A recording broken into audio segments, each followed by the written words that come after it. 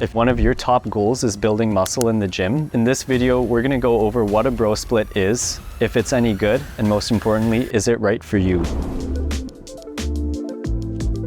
If you're like me and one of your top goals is building muscle in the gym, then you're gonna want a workout split that makes that possible for you. You might have heard of a bro split. It's been around a long time and is very popular in the bodybuilding community. First, I'm gonna show you what a traditional bro split looks like. You can see here in a traditional 5-day bro split that each major muscle group is trained once per week. So on Monday you train legs, Tuesday you train back, Wednesdays for chest, Thursdays for bis and tris, Fridays for shoulders and abs. Here's a breakdown of the total sets per week for each muscle group. For example, the bench press is a chest dominant exercise, but there's still a lot of tricep activation through that movement. So although there's only one scheduled tricep day on your split, that muscle is still being used several times throughout the week. On leg days as well, exercises like squats, lunges, or leg press also have a lot of glute and hamstring activation, meaning that you'll be training these muscles indirectly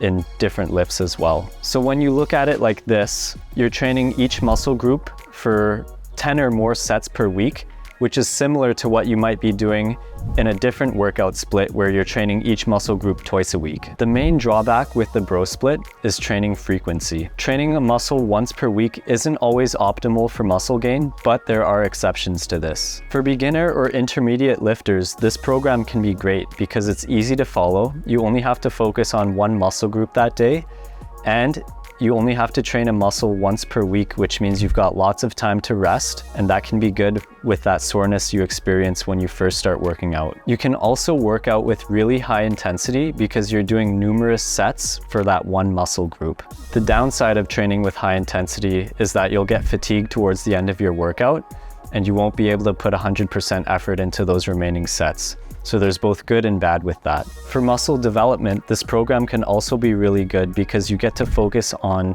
smaller muscles such as rear delts or calves that might be neglected when you're trying to focus on too many muscle groups in one session. A word of caution for any beginners wanting to use the bro split: just adjust the volume accordingly. So use less sets and less reps at first until you're comfortable with the workload, and then you can slowly start to increase as you feel comfortable. I would not typically recommend bro splits to advanced lifters, just because after years of lifting, you've got an increased capacity for volume, and you'd be better off training muscle groups multiple times throughout the week. Another drawback with this program is that it's very heavily upper body focused, so you're only training legs once a week in this program. So all in all, the bro split allows you to focus on every muscle group, and it's highly modifiable. So if you're an advanced lifter, you can add certain exercises to your liking to make it more effective for yourself. That said, I think bro splits are better for beginners because they're easy to follow, you get lots of rest, and it prepares you for training with more frequency throughout the week.